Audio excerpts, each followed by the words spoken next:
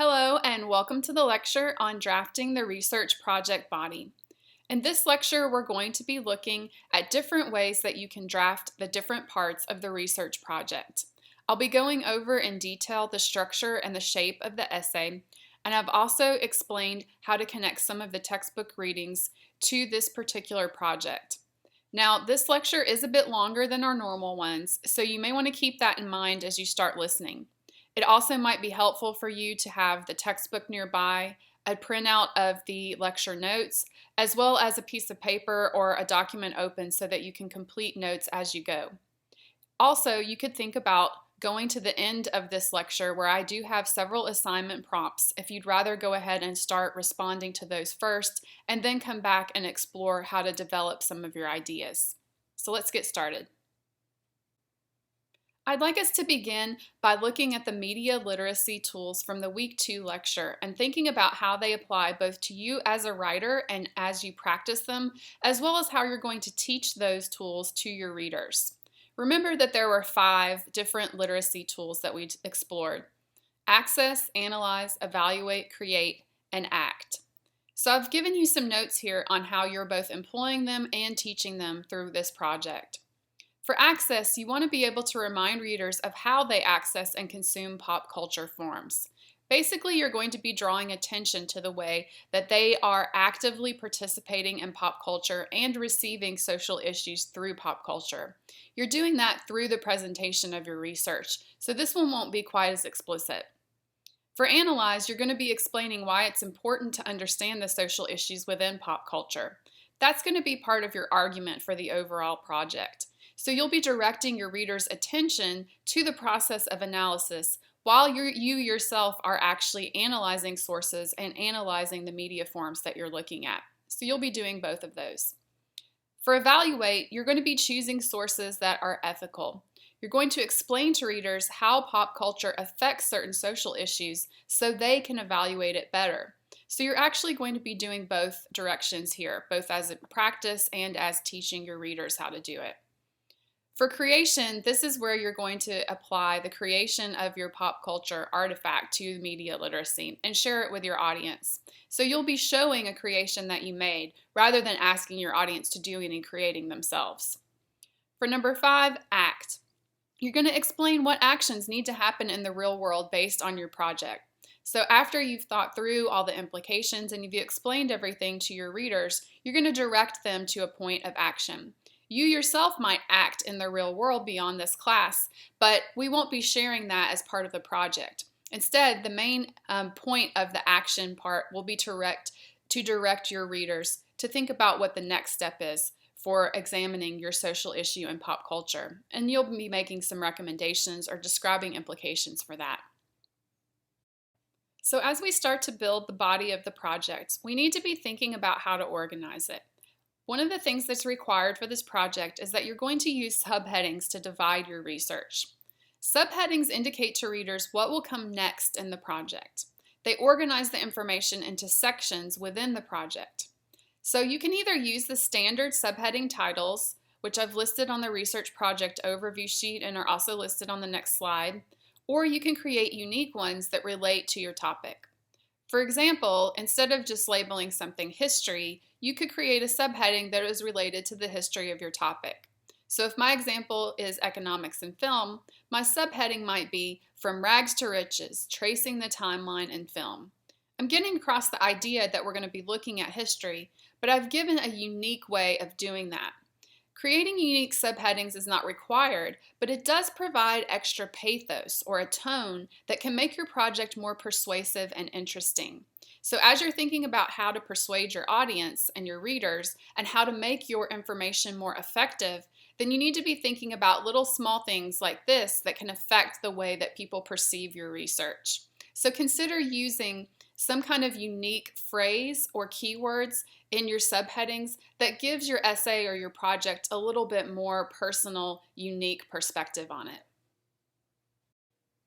As we start to think about the structure of the body, I want us to review what the project overall looks like. First, you're going to have an introduction, which does not include a subheading. You'll just have the title of your project and then you'll begin the writing. The first subheading you'll have will be history. followed by current trends, then rationale with your artifact that you created embedded within that section, and then what's next, which is the conclusion. On the final page, separate from the text of the project, will be the works cited. So while the paper is divided into sections, it should still flow coherently from one topic to the next. Sometimes it's even better if you write the full draft without the subheadings in and then figure out where those subheadings would look best. Transitions between those sections are really key to maintaining reader interest and keeping clarity in the paper. So you want to make sure that the sections make sense, that you aren't just jumping from one topic to the next just because you have that subheading there. So for example, the history section needs to conclude with a sentence that leads into current trends, and the current trends section begins with a sentence that looks back to history, keeping those two things connected even though you have the subheading there that is dividing the information and signaling that we're about to change topics. You can look at the annotated student example posted in this week's folder where I've marked out where those subheadings are located and how the end of one section leads into the beginning of the next. Essentially, what this means is that you're going to be using effective transitions between the sections. When you need to switch topics or ideas, you have to lead the reader from one issue to the next.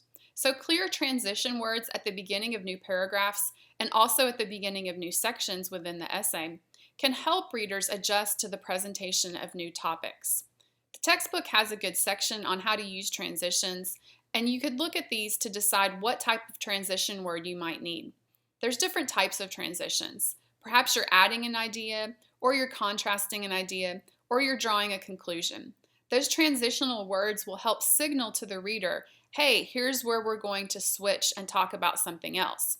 And the subheading also performs that work. So just because you have the subheading there doesn't mean you don't also have to write through the transitions. Be aware that those two things work together and that the subheading doesn't substitute for the use of effective transitions.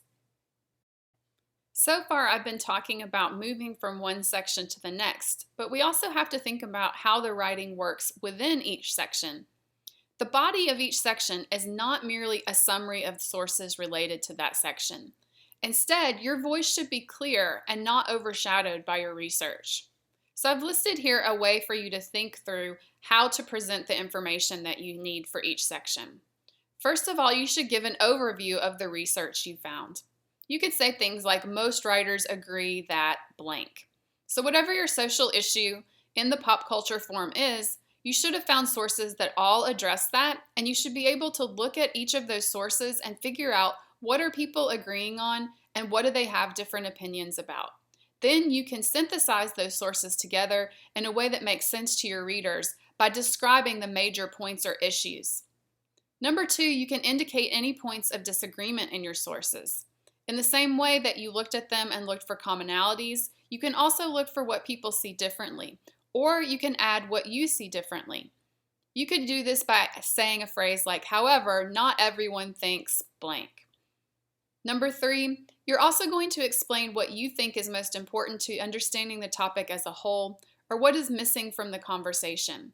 This would be specific to each of the sections. So what's missing for history, or what's missing in the current trends, or what's missing for whatever the next step is.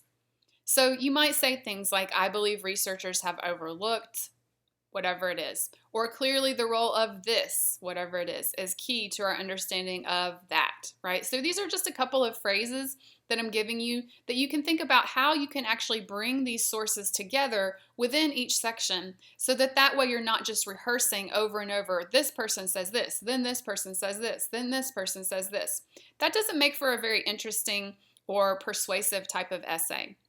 Your textbook also has examples on how to integrate quotes effectively. So remember, for this project, you're not going to be using any block quotes, and you may want to look at the examples later in the quotation section to talk about how to incorporate quotes within your own punctuation and within your own sentence structure. Those are much more persuasive and effective ways to use other people's research to support your ideas or even to argue against. Using quotations is just one of the ways that you'll be supporting your ideas in this project.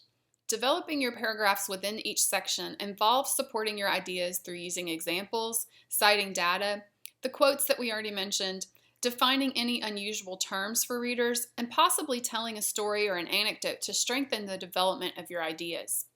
The type of support you choose will also be related to the rhetorical strategies that you want to employ to affect your reader. Remember, we already looked at how other people employ rhetoric.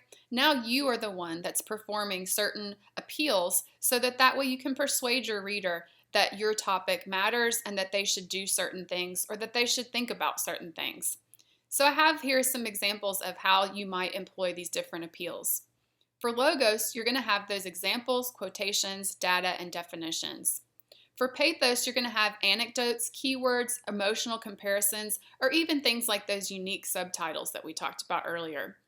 For ethos, you're going to use trustworthy sources, and you're going to show your own credibility as a writer by making sure that your voice stays primary above any of the other sources that are there. Your textbook gives you multiple strategies for drafting paragraphs, and I'm going to talk about a few of these, but it'll be helpful for you to look at the section in your reading in even more detail. First, topic sentences are the main point of each paragraph. Each paragraph you write should have a purpose, and I'm going to say more about topic sentences on the next slide. You can also repeat keywords, but you have to be careful not to overuse that. Transition words we've already talked about earlier. This is just, again, linking ideas, contrasting them, or drawing conclusions using specific keywords that help develop your ideas. You'll also be using examples from your own experiences of pop culture, and I'll say more about that a little bit later in the lecture too. You can cite data or statistics. This again will come from those sources, and you can compare and contrast sources so that you're providing a good sense of what's going on in the conversation on your topic.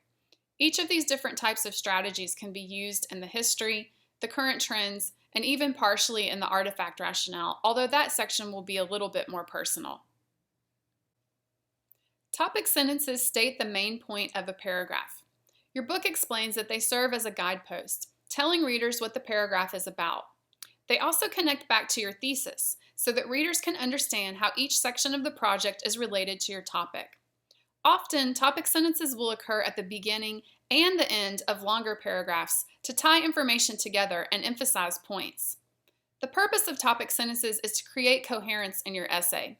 So you should be able to identify the purpose of each paragraph in your entire project. If you don't know why that paragraph is there, then you might be missing a topic sentence, or maybe that paragraph isn't really fulfilling any real function in your project and can be deleted. One of the reasons to use topic sentences and to be intentional about how you develop paragraphs is to create unity. Drafting a longer paper or project requires maintaining focus from beginning to end. That's what unity is all about. All parts of the paper should make sense and relate to the parts around it. One way to check for unity in your work is to make a reverse outline. After you're done drafting, you can read back through each paragraph and ask the question, what is this paragraph saying? You can make a list of one-sentence statements that answer this question as you read through the paragraphs. After you're done, look back at that one-sentence outline. Are there any sentences that need to be moved around in order to make the paper flow more logically from one part to the next? If so, you may want to cut and paste certain paragraphs in your essay into different places. This is just another way for you to think about how the structure of the project can come together. So now let's talk a little bit more specifically about this project rather than about strategies for drafting in general. So for the history section, some historical context could occur in the introduction if needed. But the main history section is going to pick out the most important parts of the topic's history. Again, this should be your full topic, not just the social issue, not the pop culture form, but the entire topic. The history gives context, but it is still not the longest part of the essay. So you want to be intentional and specific about what types of history events and examples you're going to use. In this section, you do need to use at least 3 written sources and 2 media sources. The written sources should be academic, reliable sources. Remember to evaluate the sources for credibility and make sure that they're recent and that they have good information in them and that they're published in a reliable journal. Sources should provide a balanced view. You want to show the full conversation and not just your side leading up to your argument. Try to show the entire development of the history and not just your point of view. Media sources should relate directly to your pop culture form. In most cases, the media will be visual. For example, a film still, a print ad, a movie poster, and so on. And they should demonstrate your social issue. So you don't want to pull a film still that doesn't actually show the issue that you're talking about, or a film poster that doesn't show the type of characterization that you're discussing, for example. You can take a look at the student example that I've posted for a way to think about how the media can be incorporated into each section of the paper. If your media is auditory, you do want to provide a working link to where the clips that you want to reference can be heard. And make sure that that link is embedded and highlighted within the text so that it's really clear that you're directing people to go and listen to that music during the course of the essay. The current trends section of the project should be longer than the history portion. In fact, this is probably going to be the longest part of the essay. You need detailed examples explaining how your full topic works in contemporary culture. Remember, pop culture is happening right now, so you want to use sources and examples that are as recent as possible. Remember to focus on how things have changed and why they have changed, so that provides an effective transition from the history portion. If they haven't changed much, you want to explain why not. You should use at least 2 written sources and 2 media sources for this section. You can also use your own experiences within this pop culture form. So here's where you want to go and watch those films, listen to the music, look at the ads, whatever your topic is, and then describe what you have found. When you use your written sources, don't repeat everything they say. They should support but not overshadow your own writing. Primarily, the current trends is going to be drawn on your authority as a viewer and a consumer of pop culture, with those sources just chiming in to support what you're saying. The final part of the body is the artifact rationale. In this section, you want to give context for the artifact that you're presenting by explaining what you want people to know about your topic. Describe why you created this type of artifact and how it contributes to the conversation on your topic. This part of the essay is entirely personal opinion and explanation. It does not require research or any sources, although you may use some if you want to. You should embed your artifact directly within the rationale section. If you do use other sources to create your artifact, be sure that you cite them in the work cited. For example, if you create a digital collage of other people's images, you want to cite where you found each independent image that you incorporated into that collage as a separate citation on the works cited page. The rationale should be developed in the same way that the other sections are, with thinking about transitions, keywords, implications, any sort of data that you have created for yourself, and then describing that personal connection to what you want your audience to learn through how your artifact is impacting the conversation. Now I want you to start thinking about the actual practice of writing this draft. To begin with, I do want you to know that you can use parts of your own proposal as long as you're revising them for tone. I'd like you to use the writing that you've already done because that's your work and you can move it forward. This often happens in real research where people write something, perhaps present part of it, and then reuse that part in a published article somewhere else. So if there are parts of the proposal that could be revised to fit the final essay, then definitely do that. In most cases, though, you're not going to use the exact wording, but you can take the ideas that you already articulated and put them into a final form in the project. So you'll likely need to revise those parts because the proposal was investigative. You were asking questions that you did not have the answers to yet, but the final project is definite. You should have your answers now. So you will need a tone that conveys your research authority instead of that sort of investigative tone. But either way, go ahead and feel confident about taking the writing that you've already done, and if there are sections of it that you feel can work well within the final draft, go ahead and use those. With the background of this week's reading and lecture in mind, I now have 2 slides of assignment prompts that I'd like you to work through as you begin developing the body of the essay. I'm going to read these out and just expand a little bit on what I mean by some of them, and then you can pause the lecture and go through them one by one, or come back to them during the course of the week as you work on different parts. So number one, you should decide if you're going to use unique subheading titles. If so, go ahead and spend some time drafting those now. Number two, which major examples will you describe in your history section in order to give context for your topic? Go ahead and list out the examples that you plan to use in chronological order.